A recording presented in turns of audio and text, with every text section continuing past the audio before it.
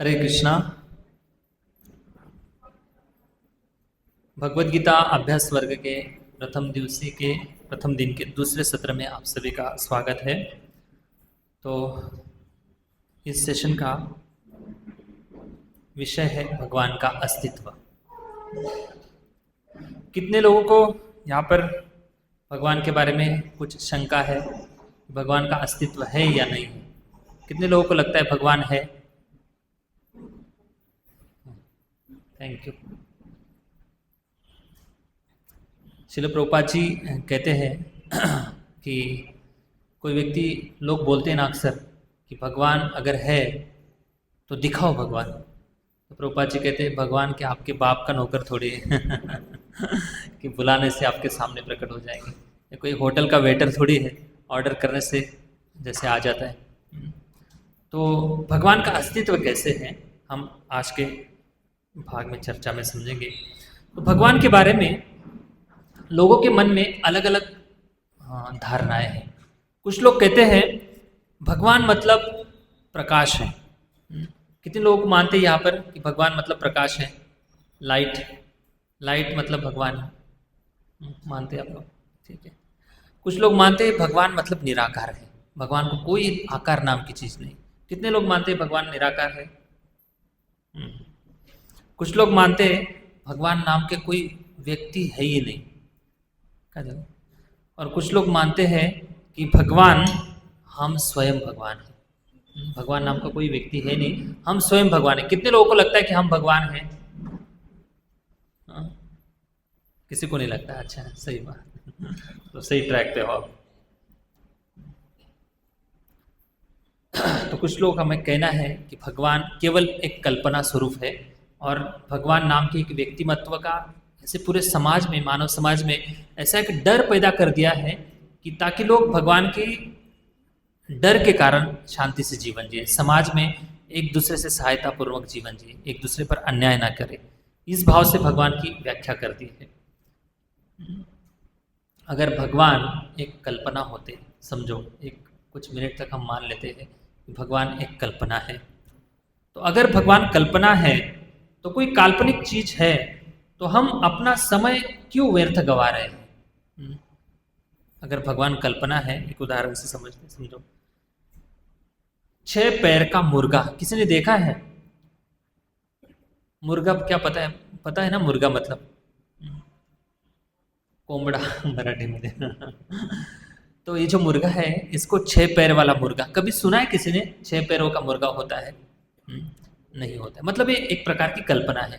तो क्या इस कल्पना के बारे में लोग कभी सोचते हैं, समझते हैं, तर्क वितर्क करते हैं, इसकी चर्चा करते हैं? कभी नहीं करते। कल्पना है मतलब कोई भी व्यक्ति कैसे भी कल्पना कर सकता है। तो अगर भगवान कल्पना है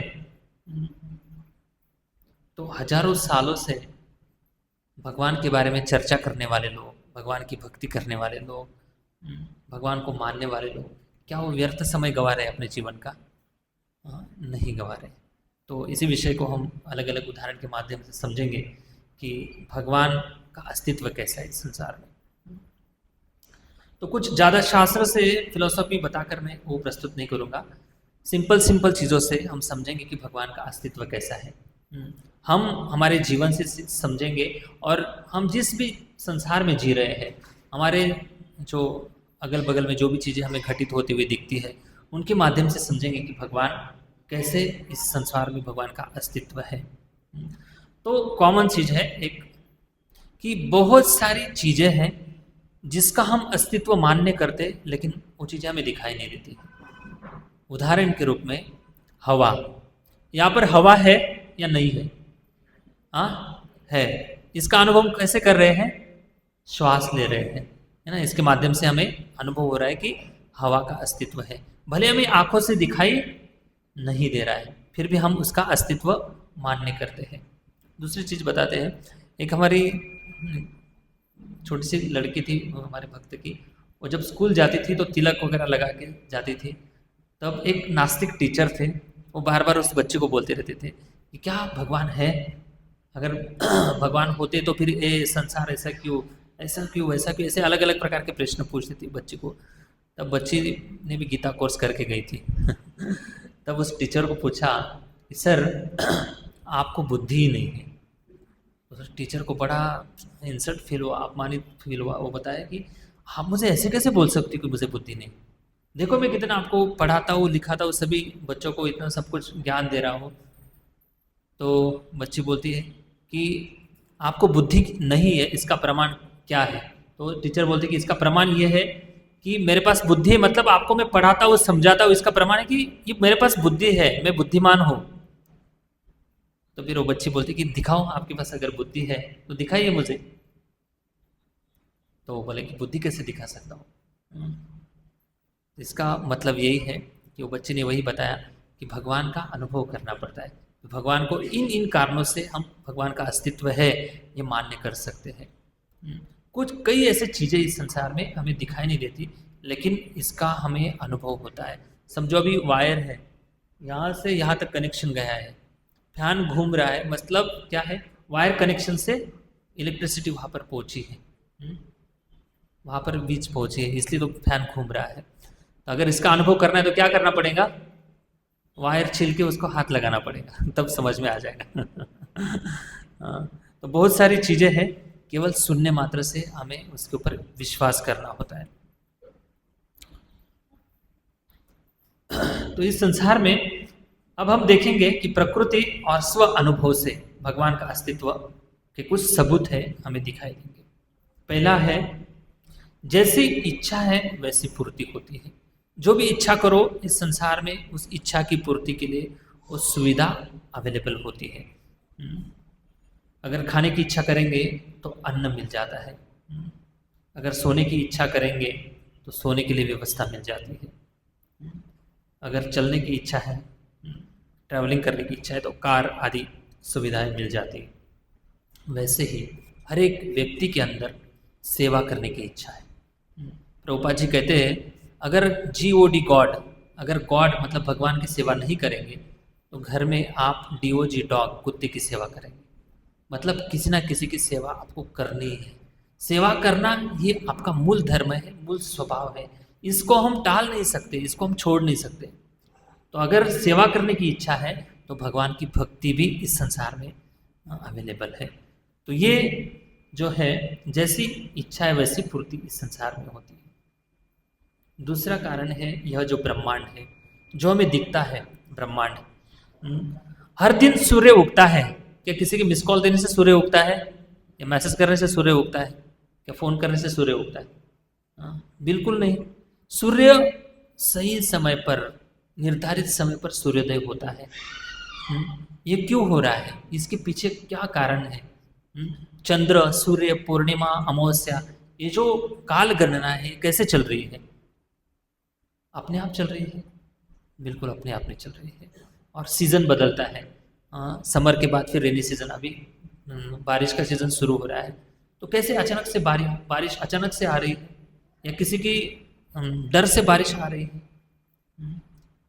क्या ये अपने आप हो रहा है? नहीं, इसके पीछे भी बहुत बड़ी व्यवस्था है।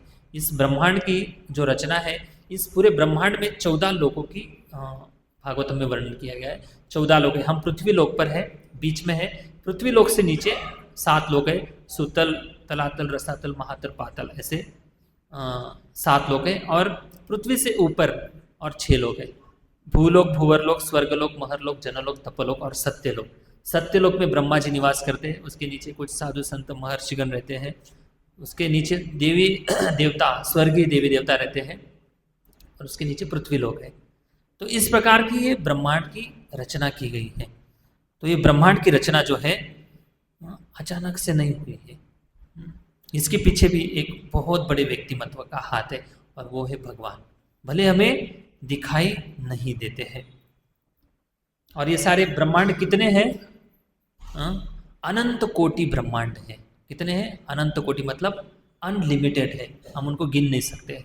भगवान महाविष्णु जब श्वास छोड़ते हैं तो उनके रोम छिद्रों से अनंत कोटि ब्रह्मांड बाहर निकलते हैं, और जब श्वास अंदर लेते तो सारे ब्रह्मांड भगवान विष्णु के शरीर में चले जाते हैं। तो इस प्रकार से इस ब्रह्मांड के पीछे जो चलाने वाले व्यक्ति हैं निश्चित रूप से कोई ना कोई होना चाहिए। तो इस ब्रह्मांड के जो निर्माता है कौन है? क्या ब्रह्मांड अचानक से बना है? कहाँ से आया ये संसार? ये ब्रह्मांड कहाँ से आए? सूर्य कहाँ से आए? चंद्र कहाँ से आए? अनेक प्रकार के ताराएं कहाँ से आए? इतने बड़े बड़े पहाड़ कहाँ से आए? नदियाँ कहाँ से आई? समुद्र कैसे आए हैं? इस संसार में कैसे बैलेंस सब कुछ चलता है? कौन है इसकी व्यवस्था? कौन चला रहा है? हम्म? तो भगवान भगवत गीता में बताते हैं, मयाध्यक्षेन प्रकृति सूयते सचराचरम हेतु नाने न कौन्तेय जगत विपरिवर्तते। इस पूरे संसार का चलायमान करने वाला कौन है? मयाध्यक्षेन प्रकृति। ये जो प्रकृति है मेरे अध्यक्षता में काम करती है, मेरे मार्गदर्शन में काम करती है, स्वतंत्र रूप से काम नहीं करती, और पूरे चर अचर जीवों का पालन पोषण मैं करता हूँ। तो लोग कहते हैं यह जगत अपने आप प्रकट हुआ है, अपने आप प्रकट हुआ है। तो अपने आप कोई चीज़ प्रकट होती है? अपने आप कोई चीज़ प्रकट होती नहीं होती, कभी पॉसिबल नहीं अपने आप प्रकट होना। तो समझो, एक उदाहरण से समझते हैं। देखिए, इस संसार में कोई भी चीज़ अपने आप काम नहीं करती। अगर घड़ी चल रही है इसका मतलब उसके अंदर छोटी सी बैटरी डाली है, उस सेल के कारण घड़ी एक्टिव है। अगर कोई ट्रक अनलोड अनलोड हो रहा है तो उसके पीछे ट्रक ड्राइवर है, उसके पीछे एक व्यवस्था है।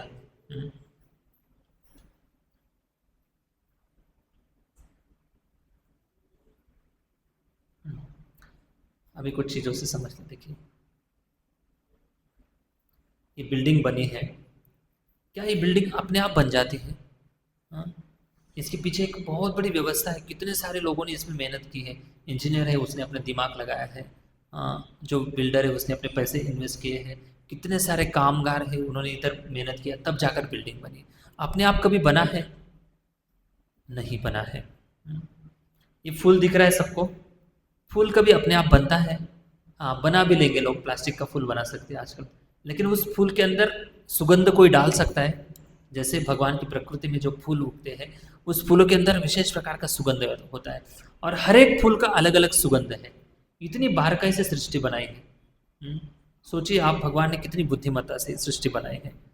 तो फिर सोचिए इन सारी छोटी छोटी चीज़ों में के माध्यम से अगर हम देखेंगे तो कोई ना कोई रचयिता, कोई ना कोई निर्माता हमें दिखाई देता है। तो क्या ये पूरा संसार एक बहुत बड़े धमाके से बन सकता है, जिसको बिग बैंग थ्योरी कहते हैं?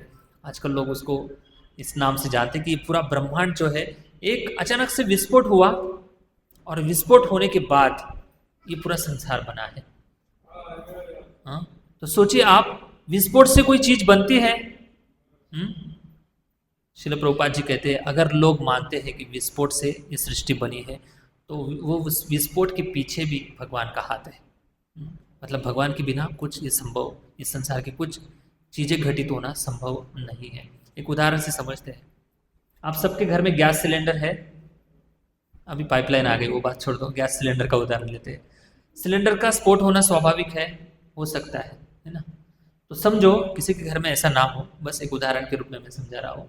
अचानक से किसी के घर में सिलेंडर का स्फोट हो गया, और स्फोट होने के बाद अचानक से उनके घर में एक आटे का डिब्बा था, उस डिब्बे में एक आटा भरा था। अचानक से आटा बाहर आ जाता है और एक बर्तन में आटा आ जाता है, दूसरी तरफ से पानी आ जाता है अचानक से। और वो आटा अपने आप में मिक्स हो जाता है, गूंथने लगता है। उसके बाद उसके छोटे छोटे गोले बनते हैं, और उसको बेलने की मदद से उसकी चपाती धीरे धीरे बनने लगती है, और फिर तवे पर चपाती उसको सेका जाता है, फिर बहुत अच्छी सी चपाती बन जाती है। ऐसे कभी सुना है आपने? ऐसे कभी संभव है? ऐसा कभी पॉसिबल है? हाँ, कभी पॉसिबल नहीं। तो उसी तरह से विस्फोट के माध्यम से कभी ये सृष्टि नहीं बन सकती। अपघात केवल विनाश करता है, निर्मिति नहीं करता है। विस्फोट केवल खत्म करता है, विनाश की ओर ले जाता है। तो ये जो मनोधारणा है लोगों की, ये गलत धारणा है। एक न्यूटन नाम के शास्त्रज्ञ थे, साइंटिस्ट थे, इनका नाम आप सबने सुना होगा, लेकिन बहुत अच्छे और आस्तिक व्यक्ति थे। उनका भगवान के ऊपर बहुत विश्वास था। वो मानते थे कि भगवान ने सब कुछ ऑलरेडी इस संसार में व्यवस्था कर दी है, बस हम इधर से एक वस्तु उठाते, इधर से एक वस्तु उठाते, कुछ तो उसके ऊपर एक्सपेरिमेंट करते, तीसरी वस्तु बन जाती है और इसके ऊपर हम हमारा नाम लिख देते हैं कि हमने इसकी खोज की है, इसको हम इतने सालों से रिसर्च करते आ रहे थे। तो उनका मानना था, एक बार अपने मित्रों से कह रहे थे कि देखो, इस पूरे संसार चलाने के पीछे निश्चित रूप से ऐसे एक व्यक्ति है जिसका नाम है ईश्वर। लेकिन उनके जो मित्र थे, साइंटिस्ट लोग, कुछ मानने के लिए तैयार नहीं थे। तो उन्होंने बताया, एक बार नदी से उस पार जा रहे थे, नदी सूखी हुई नदी थी, तब उन्होंने बताया, एक मुट्ठी भर रेत के कण लिए और अपने मित्रों को बताया कि देखो, हम जो भी कर रहे हैं ना, हमने इतनी रिसर्च करके जो भी हमने सिद्धांत स्थापित किए हैं, मेरे मुट्ठी में जितने वालू के कण हैं, रेत के कण हैं, उतनी हमने खोज की है। और भगवान ने ऑलरेडी जितनी नदी में रेत के कण हैं, उतनी खोज भगवान ने ऑलरेडी इस सृष्टि में लगा दी है। तो उनके मित्र मानते नहीं थे, वो बताते कि ये अपने आप हुआ है, अचानक से चल रहा है, इसके पीछे कोई ईश्वर नाम का व्यक्ति नहीं है। तो न्यूटन ने एक दिन एक छोटी सी ग्रह मालिका तैयार की, जिसको एक मशीन का स्वरूप दिया। एक ग्रह मालिका तैयार की और ऐसी ग्रह मालिका तैयार की कि उसको एक हैंडल रखा था। जब कोई हैंडल घुमाता था तो सूर्य, पृथ्वी, चंद्र, वे सारे ग्रह अपने अपनी कक्षा में अपने अपने जो दिशा है, डायरेक्शन में घूमते थे। और बड़ा अद्भुत नज़ारा उन्होंने बनाया था, बड़ा अच्छा लगता था देखकर। तो एक दिन न्यूटन ने वो जो मॉडल बनाकर अपने ऑफिस में रखा और सारे मित्र एक दूसरे से पूछने लगे, अरे किसने बनाया है, बहुत अच्छा बनाया है, किसने बनाया है, चलाओ कैसे चलता है। तब न्यूटन उसको हैंडल घुमाकर दिखाते थे कि देखो, ऐसी सृष्टि चलती है। और मित्रों को ये कहना चाहते थे कि बिना हैंडल घुमाए सृष्टि चलती नहीं है, जो बनाया वो मॉडल चल नहीं रहा है। तो ये पूरा संसार जो चल रहा है, इसके पीछे निश्चित रूप से एक हैंडल घुमाने वाला व्यक्ति है, और जो भगवान है। ऑटोमेटिक नहीं चलता है। भले हमने ऑटोमेटिक मशीन बना भी दी है, तो ऑटोमेटिक मशीन बनाने वाले व्यक्ति को बुद्धि देने वाले कौन है? भगवान ही है। तो सबके पीछे कारण स्वयं भगवान है। तो तीसरा कारण है, जहाँ कला है वहाँ पे कलाकार होते हैं। समझो, यहाँ पर एक चित्र दिखाई दे रहा है। ये चित्र अपने आप नहीं बना है, किसी न किसी कलाकार ने अपनी बुद्धि लगाई है, अपनी स्किल लगाई है, अपनी पेंटिंग का स्किल लगाया है, तब जाकर ये चित्र बना है। मोनालिसा फेमस चित्र है। दूसरा, ये जंगल का प्राकृतिक चित्र है। इस चित्र के पीछे भी किसी न किसी कलाकार ने अपनी कला लगाई। तो ये सबसे बड़ी जो कला है प्रकृति, इसको चलाने वाले सबसे बड़े जो कलाकार हैं वो है भगवान। तो और भी कई उदाहरण देख सकते हैं। ये फूल है, ओरिजिनल फूल है, अपने आप बनते हैं ये फूल। सोचिए आप, एक ही प्रकार की मिट्टी है, उस मिट्टी में मिर्ची का पौधा भी लगाया जाता है, उसी मिट्टी में मीठे फल के पौधे भी लगाए जाते हैं। तो दोनों का गुणधर्म अलग अलग है। एक ही जगह पर उगेंगे, लेकिन एक को तीखा कड़वा फल लगेगा, दूसरे को मीठा लगेगा। ये कैसे संभव है? किसने बनाया? ये सब मैकेनिज्म कैसे काम करता है? इसके पीछे निश्चित रूप से कोई ना कोई निर्माता, चलाने वाला व्यक्ति है। देखो, ये कितने सुंदर फूल है। कई ऐसे फूल है, फूलों को देखकर आप आश्चर्यचकित हो जाएंगे। एक ही डिजाइन में 5 प्रकार की पंखुड़ियाँ होती है फूलों की, और बिल्कुल समान रहती। कभी कभी अनुभव करो, ये छोटी छोटी चीज़ें हमें सिखाती कि भगवान इस संसार में कैसे भगवान ने सृष्टि बनाई और कैसे संसार चला रहे भगवान। पंछियों का कलर देखिए, पैरट, कैसे अलग अलग प्रकार के है पंछी। इनको किसने बनाया है? भगवान ने बनाया है। ये मछली, अलग अलग कलर की मछली, खरगोश, ये अलग अलग जो पशु पक्षी हैं, इनको सब किसने बनाया है? निश्चित रूप से बनाने वाला कोई ना कोई व्यक्ति। ये तो प्रकृति का उदाहरण है। मैं आपको उदाहरण बताता हूँ। कितने इस पूरे पृथ्वी पर कितनी जनसंख्या, कोई बता सकता है? पृथ्वी पर जाने दो, इतने यहाँ पर जितने लोग बैठे हैं, वो अपना एक दूसरे का चेहरा देख लो। सब लोग समान हैं। सबको 2 आंखें, 1 नाक, 1 मुंह है, 2 कान है, 2 हाथ है, 2 पैर है। सबको शरीर एक जैसा है, लेकिन सबका चेहरा अलग अलग है कि नहीं? अलग अलग। सबका चेहरा अलग अलग है। ये किसने बनाया है? ऑटोमेटिक बन रहा है। ये भगवान ने बनाया है। एक ही माँ के गोद से जन्म लेने वाले दो बच्चे अलग अलग हैं। हाँ, ये चमत्कार नहीं तो क्या है। हाँ, चौथा रीजन है नियंत्रण के पीछे 100% कोई ना कोई नियंता होता है। जैसे सैटेलाइट छोड़ते हैं आकाश में, तो इसका कंट्रोल कहाँ से होता है? पृथ्वी लोक से कंट्रोल होता है। यहाँ से यहाँ पे बैठकर साइंटिस्ट लोग उसको कंट्रोल करते रहते हैं। तो पृथ्वी का जो सूरज है, चंद्रमा है, ये सब ग्रह तारे हैं, ये अचानक से कैसे काम करेंगे? इसके पीछे भी कोई ना कोई कंट्रोलर जरूर होना चाहिए। और कभी आपने ऐसे कभी सुना है सूर्य चंद्र को टकरा गया, एक ग्रह दूसरे ग्रह को टकरा गया? मच्छर देखो अपने अपनी कक्षा में घूमते, कभी ऐसे न्यूज़ सुनी आप लोगों ने कि मच्छर एक दूसरे को टकरा गए, दूसरे 4 मच्छरों की मौत हो गई? नहीं, वो भी अपनी कक्षा में घूमते रहते हैं, भगवान की व्यवस्था से चलता है। लेकिन मानव निर्मित जितने भी हमने संसाधन बनाए हैं उसमें एक्सीडेंट होने की बहुत सारी संभावना है। तो इसके पीछे नियंत्रक कौन है? नियंत्रक साक्षात भगवान है। जैसे और एक उदाहरण लेते हैं, जैसे रचना होती है, रचना के पीछे कोई ना कोई रचयिता होता है। रचा है सृष्टि जो शीश प्रभु ने, वही ये सृष्टि चला रहे हैं। भगवान असली सृष्टि के रचयिता है। निर्माता के पीछे, निर्माण के पीछे निर्माता है, रचना के पीछे रचनाकार है। जैसे घर दिखाई दे रहा है, घर अचानक से बना है? नहीं बना। घर बनाने के पीछे कई लोगों का मेहनत है, कई लोगों की बुद्धिमत्ता लगी हुई, कई लोगों के पैसे लगे हुए हैं, तब जाकर एक घर बनता है। सुंदर जो वस्तुएं हैं इसके पीछे भी कई लोगों की व्यवस्था है। अब ये कंप्यूटर है, कंप्यूटर अचानक से बना है? नहीं बना। कार अचानक से बनी है? बिल्कुल नहीं बनी है। एक घड़ी, घड़ी भी अचानक से बनी है। ये सारी वस्तु बनाने के लिए अलग अलग फैक्ट्रियाँ काम करती है। वैसे ही इस संसार के पीछे भगवान एक बहुत बड़े कंट्रोलर है। तो ये जो शरीर है हमारा, हमारे शरीर में देखिए कितने सारे आश्चर्य करने वाली चीज़ें हैं।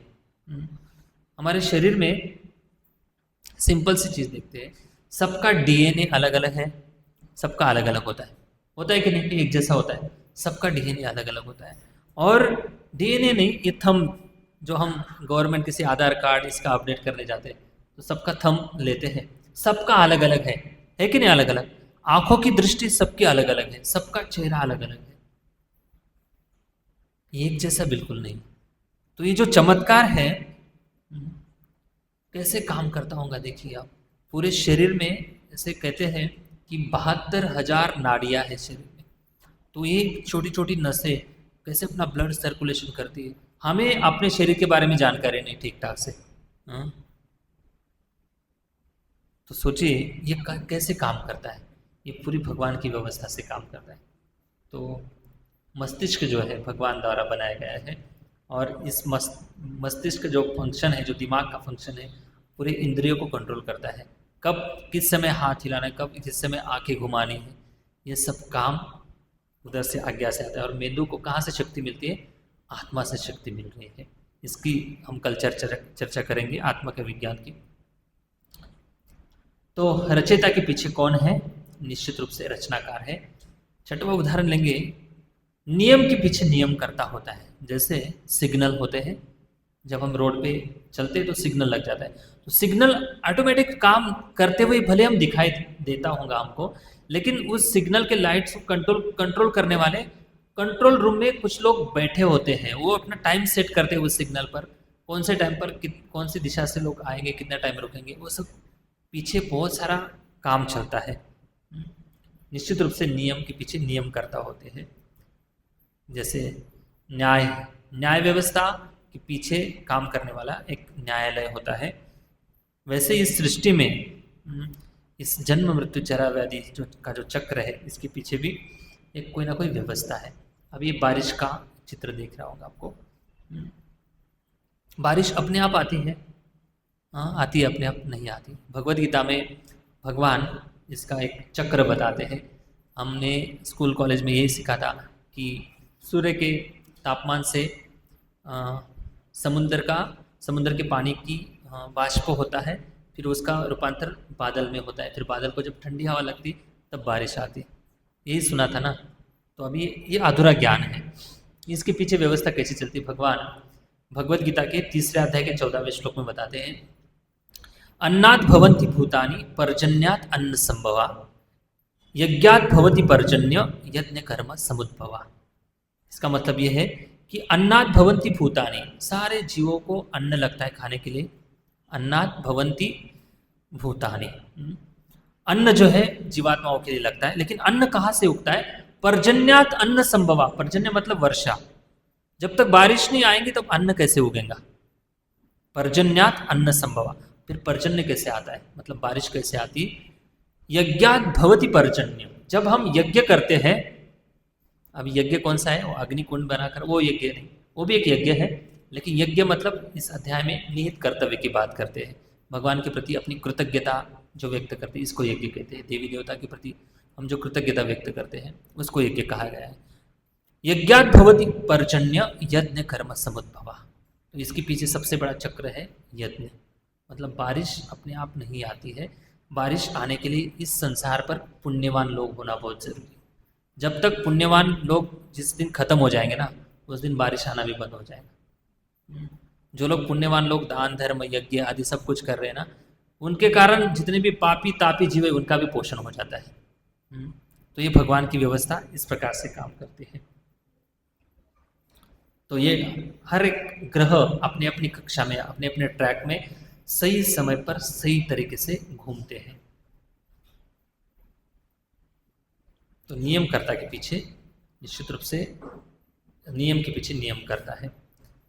7वीं बात है अद्भुत संरचना। इस सृष्टि में जो रचना की गई है, इसमें कोई दोष नहीं, एकदम परफेक्ट तरीके से काम करती है। एक उदाहरण से समझते हैं।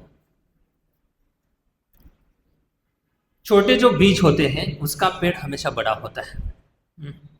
ये भगवान की रचना है। भगवान की रचना में जो फूल दिखाई देते हैं, फूलों के जो पेड़ होते हैं छोटे छोटे होते हैं, ताकि आसानी से व्यक्ति जाकर तोड़ सकता है। तीसरा है मधुमक्खी की संरचना। मधुमक्खी देखो उस फूल के अंदर जाती है, उधर से मकरंद लेती है, फिर अपना घर बनाती है। तो ये व्यवस्था भी भगवान ने की है। मकड़ी की जो जाली है, किस तरह से मकड़ी जो होती है, कोई इंजीनियरिंग कॉलेज में पढ़ने के लिए जाती हो, कितने सुंदर तरीके से अपना जाल बनाती है। तो इसको बुद्धि देने वाले कौन है? भगवान है। तो एक उदाहरण से एक कथा समझते हैं। एक थोड़ा तार्किक व्यक्ति था, रास्ते से जा रहा था और उसने देखा कि एक वेल है। वेल मतलब मराठी में इसको एक लता कहते हैं, हिंदी में लता समझ लो। एक वेल था, उस वेल को एक बहुत बड़ा कद्दू, जो भोपला कहते हैं, उसका फल लगा था। और उस व्यक्ति ने देखा कि इतना बड़ा फल है और उसका जो पेड़ है, छोटा सा पेड़, छोटा सा वेल है। और जब आगे जाकर देखता है तो इतना बहुत बड़ा वटवृक्ष देखता है, और उस वटवृक्ष को छोटे छोटे फल लगे होते हैं। तो उस व्यक्ति ने सोचा कि क्या ये भगवान को भी दिमाग नहीं है, कैसे सृष्टि बनाई है? इतना बड़ा पेड़ है और उसको छोटे छोटे फल लगा दिए हैं, और इतना छोटा सा वेल है उसको इतना बड़ा फल लगा दिया है। भगवान को भी दिमाग नहीं, दिमाग से काम नहीं करते भगवान। तब दोपहर का समय था और वटवृक्ष जो था बहुत बड़ा वृक्ष था। उसने सोचा कि इसके छांव के नीचे थोड़ा सो जाता हूँ, आराम कर लेता हूँ। जब वो सोता है 5 मिनट के बाद अचानक से हवा आती है, और हवा से उस वटवृक्ष का जो फल होता है वो टूटकर सीधा उसके सिर पर गिरता है। और अचानक से जाग जाता है, अरे मेरे सिर पर क्या गिरा? तब देखता है कि वटवृक्ष का छोटा सा फल था, वो गिरा हुआ था। तब वो समझ जाता है कि अगर इस बड़े पेड़ को बड़ा फल लगता शायद मेरा हाथ सिर फूट जाता।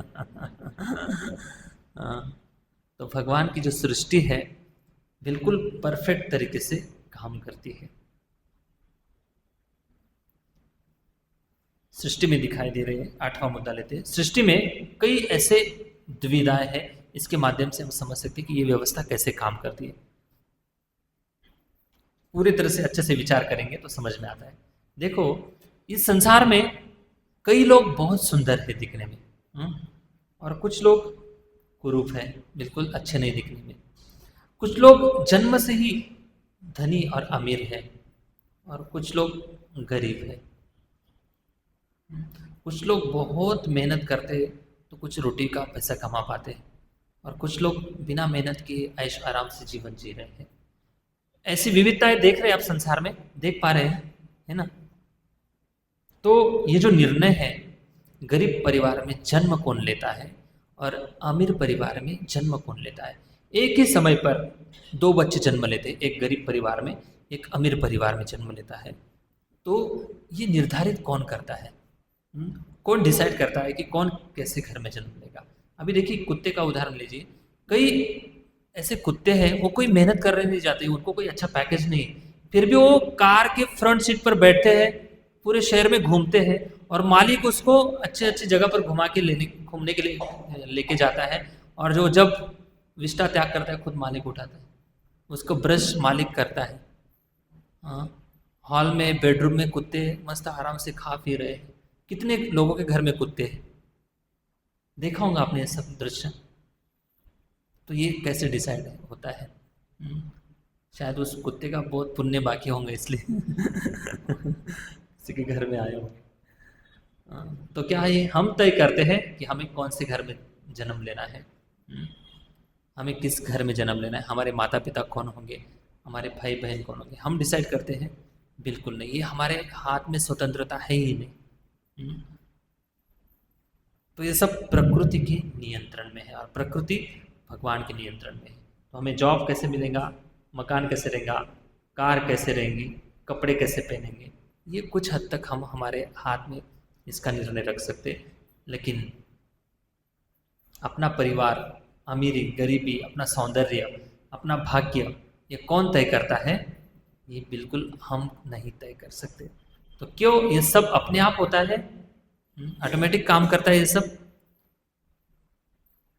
नहीं, ऑटोमेटिक नहीं काम करता है। तो इसके पीछे भगवान बताते कि मया तीक्ष्ण प्रकृति सूयते सचराचरम। भगवान बताते कि ये पूरी चराचर की जो सृष्टि है, मेरी प्रकृति जो है, मेरे अध्यक्षता में काम करती है। अहम सर्वस्य प्रभु, और इसका पूरी सृष्टि का मालिक जो है, अहम सर्वस्य प्रभु मत्ता सर्व प्रवर्तते इति मत्वा भजन्ते मां बुधा भाव समन्विता। और जो व्यक्ति मुझे जान लेता है, इस सभी चीज़ों के पीछे कंट्रोलर मैं हूँ, अगर कोई व्यक्ति जान लेता है, तो ऐसे बुद्धिमान व्यक्ति मेरा भजन करता है। तो ये भगवान बताते हैं, इन सब के पीछे कारण भगवान है। मत्ता परतर नान्य किंचिद अस्ति धनंजया मयि सर्वमिदं प्रोक्तम सूत्रे मणिगणा एव। भगवान भगवद गीता में एक उदाहरण से समझाते हैं कि जैसे कोई माला होती है, मोतियों की माला होती है, मोती हमें दिखाई देते हैं, लेकिन वो मोती धागे के कारण एक दूसरे से गुंथे होते हैं। हमें धागा नहीं दिखाई देता है, इसका मतलब धागा नहीं दिखाई देता है, इसका मतलब धागा का अस्तित्व नहीं है, ऐसा नहीं। तो भगवान, इन सब के पीछे भगवान का हाथ है, भगवान की व्यवस्था है, और इसलिए हमें भगवान क्या, इन कारणों से भगवान के ऊपर विश्वास जरूर करना चाहिए। सिंपल से कुछ उदाहरण लेते हैं। समझो, ट्रेन सबने देखी है, ट्रेन के अलग अलग कोच होते हैं, डिब्बे होते हैं। तो अगर हम ट्रेन के एक एक डिब्बे को देखते हुए जाएंगे, तो सबसे आगे हमें इंजन दिखेगा। इसका मतलब है कि वो इंजन सारे डिब्बे को खींचता हुआ जाता है, खींचता हुआ लेके जाता है। वैसे ही इस संसार में जितनी भी हमें चीज़ें दिखाई दे रही है, इसके पीछे चलाने वाले स्वयं भगवान होते हैं। समझो, दूसरा उदाहरण लेते हैं कि जब बच्चे का जन्म होता है, जन्म होने से पहले उस माता के स्तनों में दूध होता है दूध? नहीं होता है। जैसे ही बच्चा जन्म लेता है, उसी समय उस माँ के स्तनों में दूध आ जाता है। कहाँ से दूध आता है? कि डॉक्टर दूध भरते उसमें? हाँ, क्या ऑटोमेटिक दूध आता है? ये भगवान की व्यवस्था है। भगवान हर एक जीव की पालन पोषण की भगवान ने जिम्मेदारी ली है। तो भगवान इस प्रकार से सभी का पालन पोषण करते हैं। तो इसलिए भगवान बताते हैं, और आगे बताते हैं कि अहम वैश्वा नरो भूत्वा प्राणिनाम देहम आश्रिता। भगवान भोजन की भी व्यवस्था स्वयं भगवान करते हैं। खाने के बाद पचाने की व्यवस्था हमारी नहीं है। ये पाचन संस्था किसने बनाई है? स्वयं भगवान ने बनाई है। भगवान गीता में बताती कि वैश्वानर नाम की जो अग्नि है, हर एक के पेट में अग्नि के रूप में मैं निवास करता हूँ। अहम वैश्वानरो भूत्वा प्राणिनाम देहमाश्रिता प्राणापान समायुक्तम पचाम्यन्नम चतुर्विधम। उस शरीर में जो अन्न जाता है उसको पचाने का काम है वो भी स्वयं मैं ही करता हूँ। तो ये भगवान गीता में बताते हैं। इसलिए भगवान का अस्तित्व इस प्रकार से हम अनुभव कर सकते हैं। भले ही हमें भगवान दिखाई नहीं देते हैं, फिर भी भगवान का अस्तित्व इस प्रकार से इस संसार में है। हरे कृष्णा कृष्णा कृष्णा हरे हरे, हरे राम राम राम हरे हरे। तो आज के दूसरे विभाग में हमने देखा कि भगवान का अस्तित्व कैसे है। अभी हम कल के विषय में देखेंगे कि अगर भगवान है तो हमें दिखते क्यों नहीं। इसकी हम और भी चर्चा करेंगे अच्छे से। और आत्म साक्षात्कार के विज्ञान जो विषय, इसकी कल हम चर्चा करेंगे। तो आज के 2 विभाग में हमने जो चर्चा की है इसके बारे में किसी को कुछ प्रश्न है, तर्क वितर्क है, वाद विवाद है, जो भी है अपना मत व्यक्त कर सकते हैं।